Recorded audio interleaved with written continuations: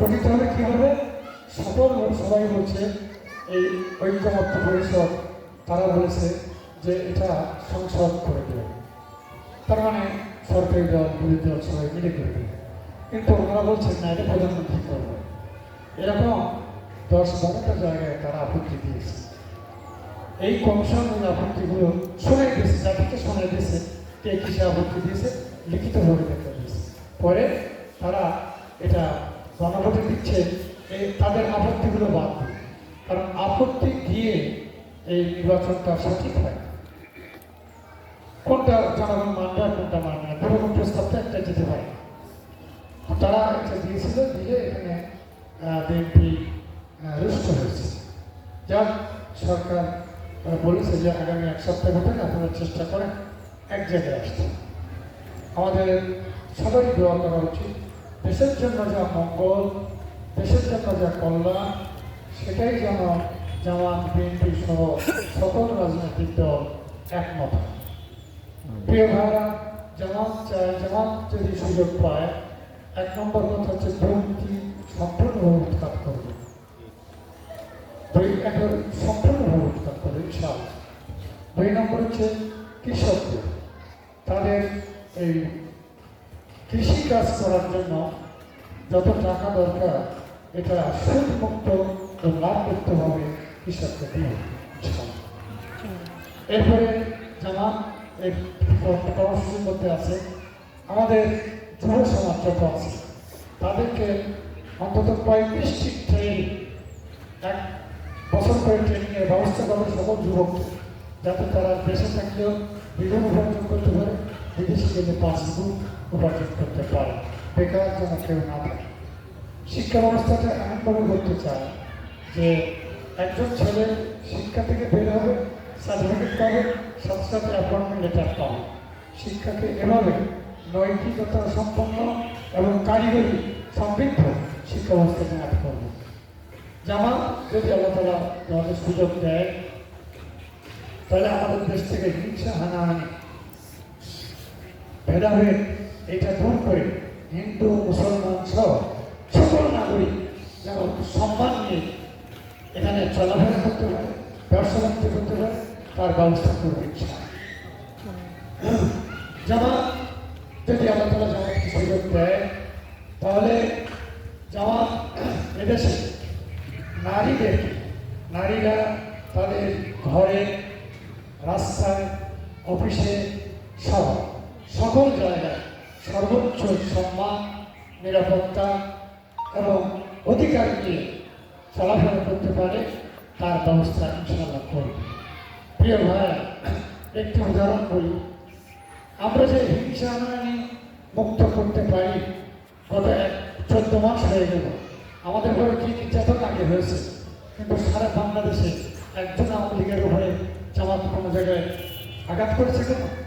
10টা টাকা নিয়েছে, মিথ্যা কেস দিয়েছে, দেয়।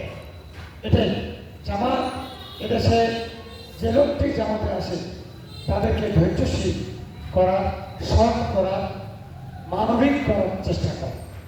আমার ভাইয়েরা বলে আমাদের মেয়েরা নাকি কি বিক্রি করে, বেহেশতের টিকিট। আমি ভাইদের বলবো, ইসলাম নিয়ে এরকম অবজ্ঞা করা ঠিক না। জামাত কি করে? আপনার স্ত্রী যদি জামাতে এসে থাকে, একটু খোঁজ নেন। আপনার স্ত্রী জামাতে 6 মাস আসলে আগের চেয়ে তার নামাজ সুন্দর হয়েছে, আগের চেয়ে তার আচরণ সুন্দর হয়েছে, তার ব্যবহার সুন্দর হয়েছে, সে ইসলামী সাহিত্য যেমন পড়ে, কোরআন তেমনি পড়ে। এটাই তো জামাতের কাজ। জামাত তো এটাই চায়। জামাত জাতিকে এই পর্যন্ত যা খোয়ার সময় নেই, বলতে পারবো না, এতটুকু তো জানেন হিংসা, হানাহানি থেকে জামাত মুক্ত। আপনারা বলতেন আমাদের ছেলেরা রক কাটে, বলতেন যে আমাদের ছেলেরা রক কাটে।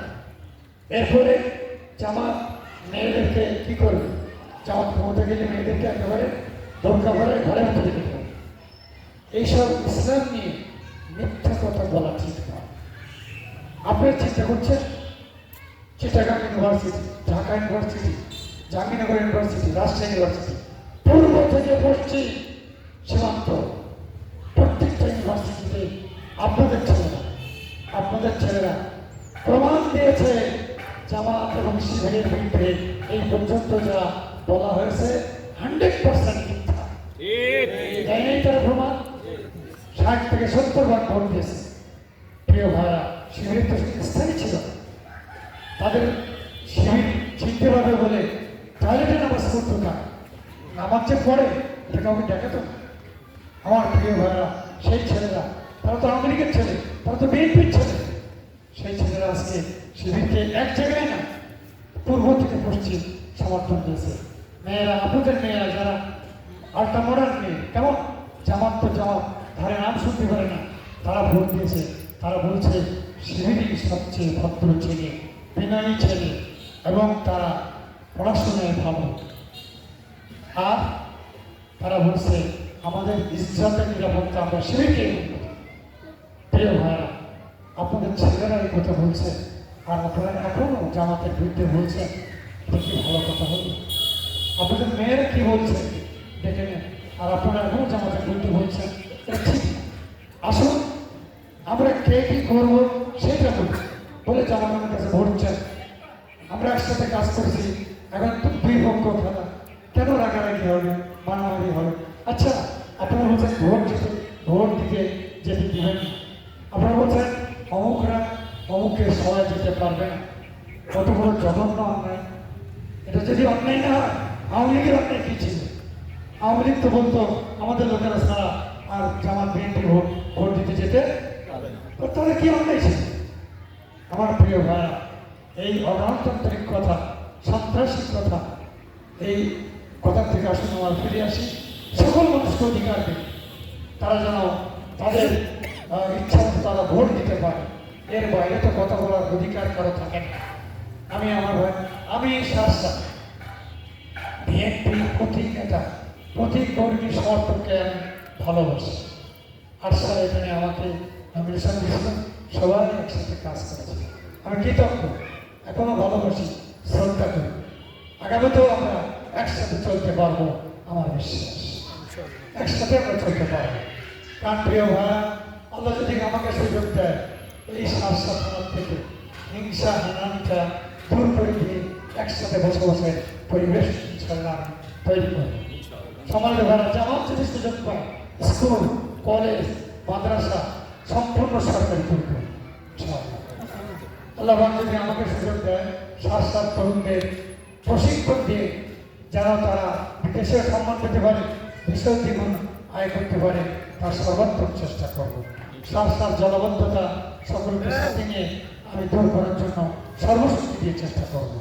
সম্মানিত ভাইরা, বেনাপোল বন্দর দুর্নীতির কারণে আমাদের ব্যবসায়ীরা সুষ্ঠুভাবে ব্যবসা করতে পারে না। আল্লাহ যদি আমাকে সুযোগ দেন, আমাদের সকলের একসাথে নিয়ে এই দুর্নীতি বন্ধ করে এখানে ব্যবসার উত্তম পরিবেশ আমি তৈরি করার চেষ্টা করবো ইনশাআল্লাহ। এবং এখান থেকে দেশের আয় বাড়বে, শাসার আয় বাড়বে। শাসায় একটি 50 বেডের হাসপাতাল যদি আল্লাহ আমাকে তৌফিক দেয়, আমি করবো ইনশাআল্লাহ। সম্মানিত ভাইরা, নামাজের সময় হয়েছে, আমার কথা আমি শেষ করতে পারলাম না, এখানে শেষ করছি। আপনাদের কাছে অনুরোধ করছি, আমি তো আবার এই ওয়ার্ডে আসতে পারবো না। আপনাদের মাধ্যমে এই ওয়ার্ডে সকল নারী, সকল পুরুষ, সে কি হিন্দু না মুসলমান, সে কি আওয়ামী লীগ করেন, বিএনপি করেন, সকল মানুষের কাছে আপনারা কি আমার সালাম পৌঁছাতে পারবেন? আপনারা আমাকে করবেন না তো, অধৈর্য হবেন না তো? তবে দৃঢ় থাকবেন, তবে কি দৃঢ় থাকবেন। বাংলাদেশের কোন মানুষকে যেন ভোটের অধিকার থেকে কেউ বঞ্চিত করতে না পারে, এখানে সন্ত্রাস সৃষ্টি করতে না পারে। আমরা সবাই সম্মিলিতভাবে চেষ্টা করব ইনশাআল্লাহ। আল্লাহ হাফেজ। বাংলাদেশ জিন্দাবাদ। জামাত ইসলামী বাংলাদেশ জিন্দাবাদ।